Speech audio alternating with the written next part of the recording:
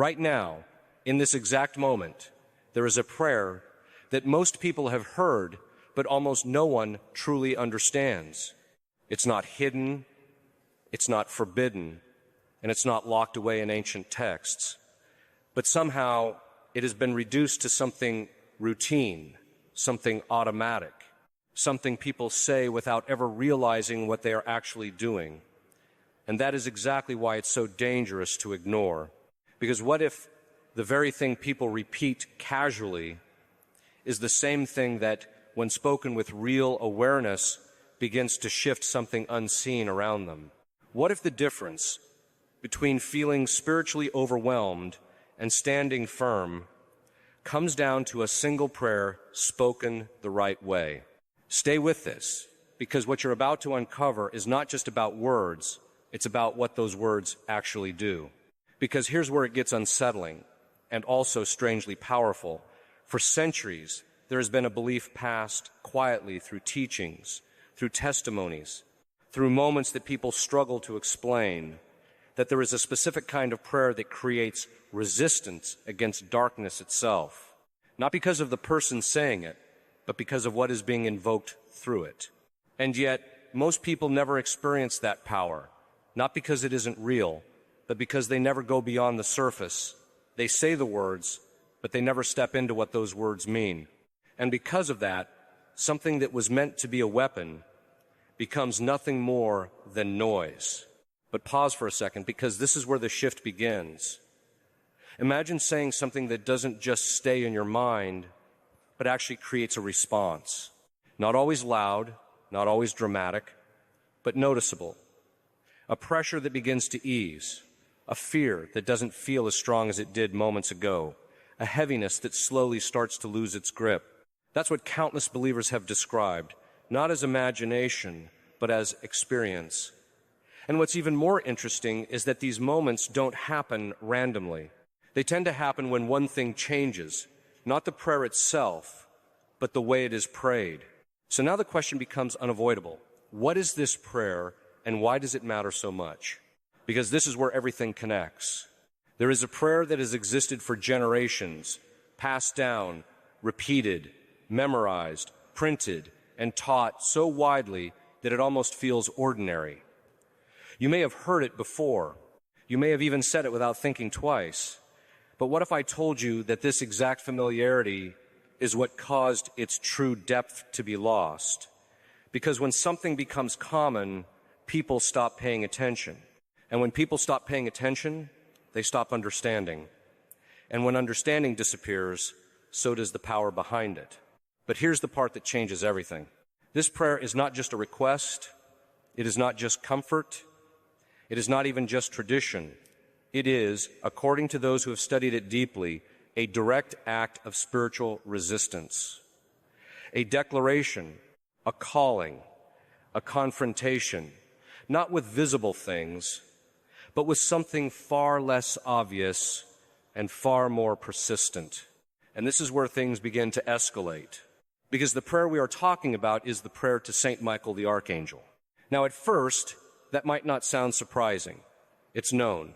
It's been around for centuries. It's been printed in prayer books, recited after Mass, taught to children, and repeated in moments of fear.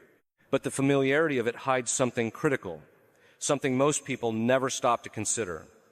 This prayer is structured differently. It speaks differently. It carries a tone that is not passive, but commanding. And that alone should make you pause. Because most prayers ask, but this one declares. And that difference changes everything. Think about it. When someone says, defend us in battle, they are not speaking casually. They are stepping into a reality where a battle is already assumed to exist. And that's where many people disconnect, because they never stop to consider what that actually implies. If there is a defense, there must be something to defend against. If there is protection, there must be something seeking to break through. And if there is a command to cast something out, then that something is not theoretical, it is active. And suddenly, the prayer is no longer just words. It becomes a response. But here's where it gets even more intense. because this didn't just appear randomly. There is a moment in history that many believers point to, a moment that adds a layer of urgency to this prayer that most people have never even heard about. It traces back to a figure who held one of the highest spiritual positions of his time, a man known for his discipline, his intellect, and his authority, and yet there was a moment when even he was shaken. After a mass, in what seemed like an ordinary setting, something happened that no one around him could fully understand. He stopped, completely still, silent, as if he was seeing or hearing something no one else could perceive. Minutes passed, and those who witnessed it could tell something was wrong, not physically, but spiritually. And when he finally moved, he didn't explain it publicly in detail. Instead, he did something far more telling. He went and wrote a prayer. That prayer is the one we are talking about. And that alone raises a question that is hard to ignore. What did he experience that was intense enough to create something meant to be repeated by millions? Because according to accounts passed down over time, what he perceived was not just a moment, but a warning, a glimpse into a struggle that would unfold over time, a sense that there would be a period where pressure, confusion, and spiritual resistance would increase. And instead of responding with fear, he responded with preparation. That's why this prayer exists, not as decoration, but as defense.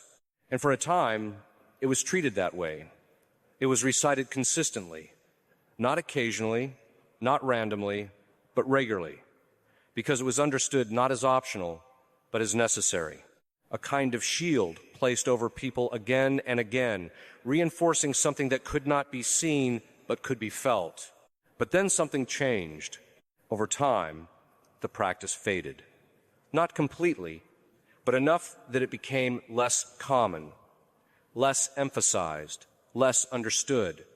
And when something loses its place in daily life, it slowly loses its meaning. People still had access to it, but fewer people carried it with intention. And that's where we are now. A prayer that was once seen as protection, now often treated as routine. But here's the tension, because despite that shift, the testimonies never really stopped. There are still accounts, still moments, still experiences where people describe something changing when this prayer is spoken with real intention. Not always dramatic, not always immediate, but consistent enough to raise a serious question: why does this happen? Because this is where belief meets experience. There are those who have been in situations of intense inner struggle, moments where fear feels overwhelming, where thoughts feel intrusive, where peace feels distant. And in those moments, when this prayer is spoken not out of habit, but with focus, something shifts. Not always everything at once, but enough to notice, enough to interrupt the pattern, enough to create space where there was none before. And that leads to something deeper. Because if a prayer can interrupt something, it means it's not just symbolic. It's active. But don't jump too quickly, because this is where many people misunderstand it again. It's not about magic words. It's not about repetition alone. It's not about saying it louder or faster or more times. Because if it were that simple, everyone would experience the same results. But they don't. And that tells you something important. The difference is not in the words themselves. It's in the awareness behind them. Because when someone truly understands what they are saying, everything changes. The tone changes. The focus changes. The intention changes. And when those things align, the prayer stops being routine and starts becoming something else entirely. Something deliberate, something directed, something that, according to belief, aligns with a power that does not come from the person, but from something far beyond them. And that's the key point most people miss. This prayer does not rely on human strength. It depends on divine authority, which means the moment someone steps into it with real understanding, they are no longer speaking alone. And that idea is exactly what makes this prayer so significant, because it shifts the entire dynamic. Instead of facing struggle from a place of weakness, The person is stepping into alignment with something that, according to faith, has already overcome what they are facing. And that changes how resistance is experienced. It changes how fear behaves. It changes how pressure feels. But this leads to an even more important question. If this prayer is so powerful, why do so many people never experience it that way? And the answer is not what most expect, because it comes down to something simple, but often ignored. Most people never slow down enough to understand what they are actually saying. And because of that, they never step into what the prayer is actually doing. But what happens when they do? What happens when every word is spoken with intention, when every phrase is understood, when every line is treated not as repetition, but as a declaration? That's where things begin to change, and not in theory, but in practice. Because once that shift happens, the prayer is no longer something you say, it becomes something you step into. And in the next part, we're going to break down exactly how that happens. Not just the words, but what each part is actually doing, and why understanding it properly can completely transform the way this prayer works in your life in ways most people never even realize until it's already happening. And this is where everything slows down. Not because the story is ending, but because this is the moment where most people either continue the same way they always have, or they finally begin to understand what they've been missing the entire time. Because up until now, you've heard about the power of this prayer, the history behind it, the testimonies surrounding it, but none of that changes anything unless one thing happens.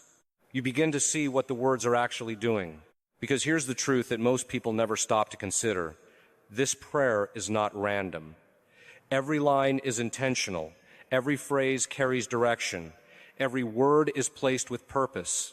And once you begin to see that, it stops being something you recite and starts becoming something you participate in. But don't rush this, because the first line already shifts everything. Defend us in battle. At first it sounds simple, almost familiar, but look closer, because this isn't a peaceful image. It doesn't say guide us. It doesn't say comfort us. It says defend us. And that word alone assumes something most people try to avoid thinking about, that there is a battle already happening. Not someday, not somewhere else, but here, now, around you, within moments you don't even recognize. And that changes how you hear the rest of the prayer. Because if you are asking for defense, then something is already pushing forward. Something is already attempting to influence, distract, weaken, or disturb. And whether someone believes that literally or symbolically, the experience of pressure, fear, confusion, and inner struggle is something almost everyone has felt. So the prayer doesn't introduce the battle, it acknowledges it. And that's why the next line matters even more. Be our protection against the wickedness and snares. Now it becomes specific, not vague, not general, but targeted. It names what it is standing against. Wickedness, meaning intentional harm. Snares, meaning traps. Things designed not to be obvious, but to catch you off guard. And suddenly, this isn't just about protection from something visible. It's about protection from things you may not even realize are there until they've already taken hold. But here's where it gets even more precise. Because the prayer doesn't stop at identifying the threat, it calls for action against it. May God rebuke him. Notice the shift. The authority is not coming from the person praying. It is being directed to God, which means this is not about confrontation through human strength. It is about invoking a higher authority to intervene. And that's critical because it removes the pressure from the individual and places the weight where, according to belief, it actually belongs. But then the intensity increases. And you, O Prince of the heavenly host, this is no longer a general request. This is a direct address, a call to a specific figure understood as a leader in spiritual conflict, not symbolic in tone, but active in role. And this is where the prayer becomes something most people never fully recognize. It becomes a coordinated appeal, not just upward, but outward, aligning with what is believed to already be engaged in that unseen battle. And then comes the line that changes the entire tone of the prayer. By the power of God, cast into hell. This is not passive language. This is not waiting. This is command. but not command coming from human authority, command rooted in divine power. And that distinction is everything. Because it means the person praying is not trying to control anything. They're aligning themselves with something that already has authority over it. And that leads to the final part. Satan and all evil spirits who prowl about the world seeking the ruin of souls. Now everything is fully revealed. The prayer identifies not only the existence of opposition, but its intention, seeking the ruin not randomly, but actively. And whether someone interprets that literally or through the lens of internal struggle, the pattern is clear. There are forces, visible or invisible, that pull people away from peace, clarity, and stability. And this prayer stands directly against that. But now comes the part that changes everything, because knowing the meaning is not the same as experiencing the effect. And this is where most people stop, but where the real shift actually begins. Because once you understand what each line is doing, the question becomes, how do you actually pray it in a way that makes it real? And the answer is not complicated, but it requires something most people rarely give. Attention, because when this prayer is rushed, when it is repeated without focus, when it becomes background noise, it loses the very thing that activates it. Not because the words lose their meaning, but because the person saying them is no longer present in them. But when someone slows down, when they actually hear themselves say each word, when they allow each line to land, to register, to connect, that's when something begins to change. Because now the prayer is no longer external, it becomes internal. And that's where the first noticeable shift often happens. People describe it differently. Some say it feels like clarity returning. Others say the noise in their mind becomes quieter. Some feel a sense of calm that wasn't there moments before. And others describe it as if something that felt heavy suddenly doesn't feel as strong. And here's what's important. These changes don't always happen instantly, but they happen consistently enough to be noticed over time, which leads to something even more powerful: consistency. Because one moment of focus can create a shift, but repeated moments begin to create stability. And this is why those who take this prayer seriously don't treat it as something to use only in crisis. They treat it as something to build into daily life. Morning, before the day begins, evening before rest, and in moments where pressure feels strongest, not as a last resort, but as a first response. And over time, something begins to happen that is subtle but significant. The reaction to fear changes. The response to stress becomes steadier. The sense of being overwhelmed begins to weaken, not because life becomes easier, but because the person is no longer facing it the same way. And that's the deeper outcome most people don't expect. This prayer doesn't just aim to remove difficulty. It teaches you how to stand in the middle of it. And that's where the transformation really begins. Because once someone experiences even a small shift, even a slight difference, it changes how they approach the next moment. They begin to trust the process. They begin to engage more intentionally. And with that, the prayer becomes more than something they say. It becomes something they rely on. But here's the part that makes this even more powerful and also more personal. This doesn't have to be complicated. There are moments when even a shortened version, a simple invocation, can carry that same intention. Saint Michael, defend us. Short, direct, focused. And in moments where there is no time for a full prayer, that alone can become a point of connection, a reminder, a shift in attention. And sometimes that's all it takes to interrupt something before it grows stronger. Because that's what this is really about. Not fear, not obsession, but awareness. Awareness that there is more happening than what is immediately visible. Awareness that response matters. Awareness that how you engage changes what you experience. And once that awareness is there, everything else begins to follow. But don't mistake this for something automatic, because it still requires choice. The choice to slow down, the choice to focus, the choice to believe that what you are doing matters. And that's where many people hesitate, because belief is not something you can force. But here's what changes that: experience. Because once someone experiences even a small moment of peace, where there was none, even a brief interruption of fear, even a slight sense of stability returning, they don't need to be convinced anymore. They've already seen enough to continue. And that's how this prayer moves from theory into reality. Not all at once, but step by step, moment by moment, until it becomes something that is no longer separate from daily life, but part of how you move through it. And this is where everything comes together. Because at the beginning, this was just a prayer many people overlooked. But now it's something else. It's a tool, a discipline, a response, a way of standing firm when things feel uncertain. Not because the words themselves are magical, but because of what happens when those words are spoken with awareness, intention, and faith. And that leads to the final realization, the one that most people don't see until they've already begun practicing it. This prayer doesn't just change moments. It changes you. Because over time, as consistency builds, something else develops quietly in the background.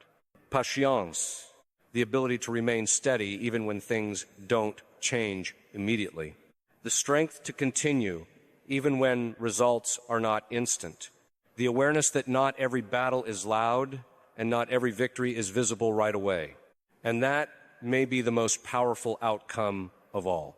Because once you learn how to stand calmly, consistently, and intentionally, you are no longer reacting to everything around you. You are choosing how to respond. And that is where real strength begins. So the next time you hear this prayer, or say it yourself, don't rush it. Don't treat it as routine. Pause. Understand it. Step into it. Because what seems simple on the surface may be doing far more than you ever realized.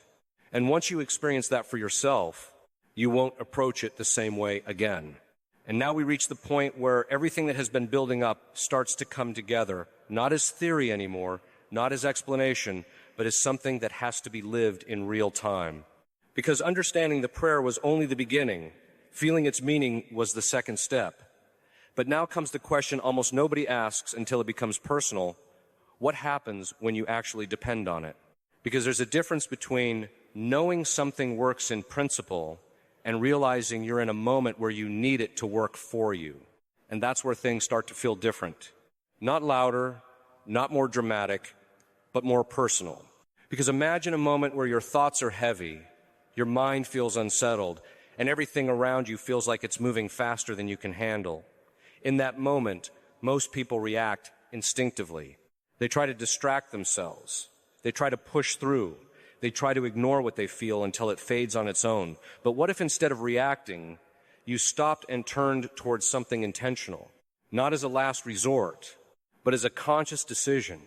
And that's where the prayer becomes something else entirely. Because now it's not just words on a page or phrases you've memorized.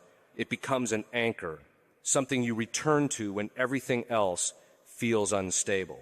And here's the interesting part. It doesn't always change the situation immediately, but it changes how you stand inside it. And that distinction matters more than most people realize. Because strength is not always about removing pressure. Sometimes it's about remaining steady within it. And that's where people begin to notice something subtle but important. The same situation that once felt overwhelming starts to feel more manageable. Not because it disappeared, but because your internal response to it has shifted. There is a sense of grounding that wasn't there before. A sense that you are not completely unprotected or alone in how you face it. But this is where a deeper pattern starts to emerge. Because over time, something else begins to develop alongside that steadiness. Awareness. Not fear-based awareness, but clarity. The ability to recognize when your mind is spiraling before it fully takes over. The ability to notice emotional pressure before it becomes overwhelming. The ability to pause before reacting automatically. And that pause, even if it is just a few seconds, changes everything that follows. And this is where the prayer stops being just something you use and starts becoming something that reshapes your internal rhythm. But there's another layer here that often gets overlooked, because people assume the power of this prayer is only in the moment it is spoken. But those who practice it consistently describe something different. They say the effect isn't limited to the exact second they say it, but extends into how they carry themselves afterward, as if something lingers, not in a dramatic way, but in a stabilizing way. Like your thoughts don't scatter as easily, like fear doesn't escalate as quickly, like your reactions slow down just enough to give you space. And that space is where everything changes. Because in that space, you regain choice. And choice is something people underestimate until they lose it in emotional moments. But now comes a more difficult question, one that challenges the entire idea people form about spiritual practices like this. If the prayer is so consistent in its effect for some, why doesn't everyone experience it the same way? And the answer is not as simple as people expect, because it comes down to engagement, not repetition, not familiarity, but engagement. When something becomes routine, it can still be spoken, but it is no longer fully received. It becomes background, automatic. And anything that becomes automatic slowly loses its depth, not because the prayer has changed, but because the person interacting with it has. And that is where the gap appears. But the moment awareness returns, even slightly, even briefly, that gap begins to close again. Because intention is what restores depth, and depth is what restores impact, and impact is what creates change. But here's where the story becomes even more personal, because at some point, every person who uses something like this consistently stops thinking about it as just a practice and starts recognizing it as a pattern in their life, a pattern that shows up in specific moments, moments of stress, moments of uncertainty, moments where something internal feels off. And instead of letting those moments unfold unchecked, they begin to respond differently. Not perfectly, not instantly, but differently enough to notice, and that difference is where transformation quietly begins. Because small shifts compound. A moment of pause becomes a habit becomes a response becomes a default way of handling pressure. And before long, the person isn't just reacting to life anymore. They are interacting with it more consciously. And that is where the deeper outcome reveals itself. Because the real effect of this prayer is not just emotional relief, and not just spiritual meaning, but behavioral change. It teaches something very simple, but very powerful. Don't let the moment control you. Return to something steady. Return to something intentional. Return to something that brings you back into alignment. And whether someone interprets that spiritually or psychologically, the outcome is the same. More control over reaction, more clarity under pressure, more stability in uncertainty. But this is also where a quiet misunderstanding can form, because people sometimes expect that consistency means constant intensity, but that's not how transformation works. Most of the time, change is quiet. It doesn't announce itself. It doesn't feel dramatic. It accumulates in small ways that only become visible when you look back. Like realizing you didn't spiral as quickly as before. Like noticing fear didn't stay as long. Like recognizing that you returned to calm faster than you used to. And those small differences, over time, become significant. But there's something else happening underneath all of this that rarely gets discussed. Because as someone continues to engage with something meaningful consistently, it begins to shape not only their response to difficulty, but their expectation of it. They start to believe that instability doesn't have to be permanent, that pressure doesn't have to define the outcome, that moments of struggle are not endpoints, but transitions. And that belief alone begins to influence behavior, because what you expect shapes how you respond, and how you respond shapes what you experience. And this is where the full cycle completes itself. The prayer is not just something spoken into difficulty. It becomes something that changes how difficulty is processed. But now, as we move toward the final realization, there is one last thing that must be understood, something that ties everything together in a way that often goes unnoticed. Because none of this is about replacing struggle with comfort. It's about changing your relationship with struggle entirely. So instead of being overwhelmed by every wave, you learn how to remain steady through them. Instead of being pulled into every emotion, you learn how to observe and respond. Instead of reacting instantly, you learn how to pause. And in that pause, everything shifts, because that is where strength actually forms, not in the absence of pressure, but in the presence of awareness. And that brings us to the final point, the one that most people only fully understand after they've experienced it for themselves. This prayer was never just about words.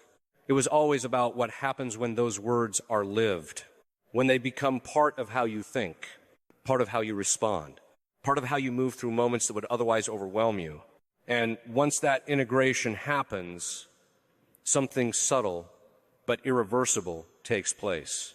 You stop seeing it as something external, and you start recognizing it as part of how you stand in life itself. Not louder, not more dramatic, but more steady.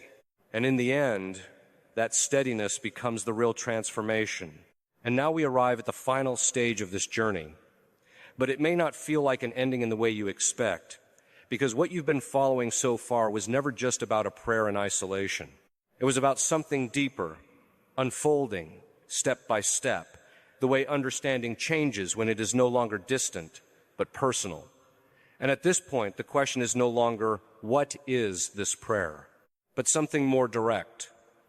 What do I do with what I now understand? Because once awareness is there, it doesn't simply disappear. It stays. It lingers in the background of thought, quietly reshaping how certain moments are seen. And even if life continues exactly as it was before, the way you respond to it doesn't remain the same. That's the subtle shift most people don't notice immediately. Not a dramatic transformation, but a quiet reordering of attention. And this is where the prayer we've been discussing takes on its final meaning. Because throughout history, people have not only repeated it, they have returned to it.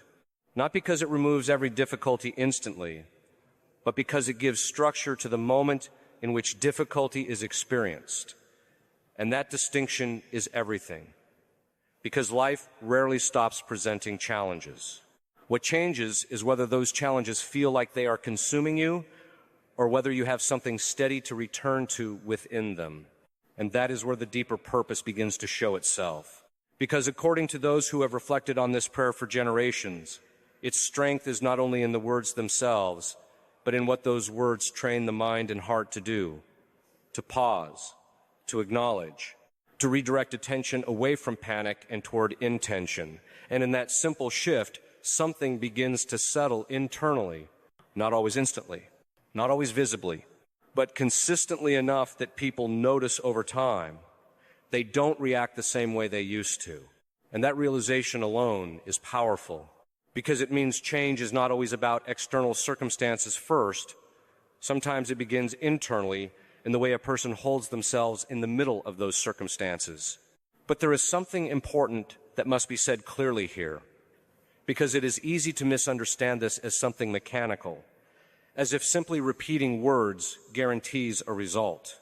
And yet, the experiences people describe do not point to mechanics, they point to engagement, to presence, to awareness.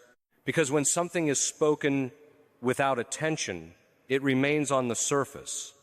But when it is spoken with awareness, it becomes something different. Not because the words have changed, but because the person has. And that is where everything becomes personal again. Because no two people experience the same moment in exactly the same way. One person may feel nothing immediate. Another may feel a sense of calm return. Another may simply feel a small interruption in their internal noise. And yet, all of these experiences share one thing in common. They represent a shift in attention. And attention, once shifted, rarely returns to its exact previous state. It evolves. It adapts. It builds patterns. And over time, those patterns become familiar responses. Which leads to something very important to understand about how human experience actually works. Most of what shapes our emotional world is not one single moment, but repetition of response. The way we repeatedly react to stress, the way we repeatedly process uncertainty, the way we repeatedly handle fear. And when those patterns are interrupted, even slightly, it creates space for something new to develop. And that is where practices like this prayer in the way believers describe it, become meaningful. Not because they erase difficulty, but because they interrupt automatic reaction. And in that interruption, choice returns. And where choice returns, growth becomes possible. But here's where the reflection deepens further. Because once someone begins to rely on a steady practice in moments of instability, something else gradually develops alongside it. Patience, not passive waiting, but active endurance. The ability to remain steady even when outcomes are not immediate. The ability to continue even when clarity is not fully present yet. And this kind of patience is not something people usually develop in moments of comfort. It is shaped in moments of pressure, when a person chooses not to collapse into reaction, but instead returns to something grounding. And over time, that return becomes instinctive, not forced, not dramatic, but natural. And that is where the transformation becomes most visible in daily life. Because situations that once felt overwhelming begin to feel more manageable, not because they are smaller, but because the internal response to them is no longer escalating at the same speed. There is a pause that begins to exist between what happens and how it is processed. And that pause is everything. Because in that pause, fear loses some of its momentum. In that pause, clarity has space to return. In that pause, reaction becomes choice. And this is where the idea of strength takes on a very different meaning. Strength is not always about removing struggle. Sometimes it is about not being consumed by it. Sometimes it is about standing steady enough to see clearly while it is happening. And in that steadiness, something shifts in how life is experienced. But there is still one final layer to understand, and it is perhaps the most important one. Because when people hear about spiritual practices or prayers or disciplines like this, they often assume the goal is to reach a constant state of relief or certainty. But in reality, what emerges instead is something more grounded, stability within fluctuation. Life does not become free of challenge, but the person becomes less defined by the challenge. And that difference is what creates long-term change. Because instead of being pulled in every direction by every emotional wave, there is now a center point, something to return to, something that remains steady even when everything else feels unstable. And over time, that center point becomes more familiar than the instability itself. And that is where real transformation quietly completes itself, not in the absence of difficulty, but in the presence of inner steadiness. And now, as this journey comes to its final moment, it returns to something very simple, because after all the explanation, all the reflection, all the exploration of meaning, what remains is not complexity. It is practice, the simple act of returning to awareness, returning to intention, returning to presence in the moment. And for those who choose to engage with this prayer in that way, not as repetition, but as awareness, it becomes more than something spoken. It becomes something lived, not as a performance, not as a ritual without thought, but as a quiet, consistent reminder that even in moments of pressure, there is a way to pause before reacting. There is a way to steady the mind. There is a way to recenter attention. And sometimes that is enough to change the entire direction of a moment. So as we close here, there is nothing left to add in the sense of information, only reflection. Because what you take from this is not just understanding of a prayer, but an awareness of how attention, intention, and response shape experience itself. And once you notice that, you can't really unnotice it. It begins to show up in everyday moments, in how quickly you react, in how deeply you spiral, in how easily you return to calm. And slowly, almost quietly, it begins to influence how you move through life. Not by removing everything difficult, but by changing how you stand within it. And that is where everything we've discussed ultimately leads, to a simple but powerful realization. You are not always controlled by the moment you are in. Sometimes you are shaped by how you choose to meet it. And in that choice, even something as simple as a prayer can become a point of return, a point of steadiness, a point of awareness, And from there, everything else begins to follow.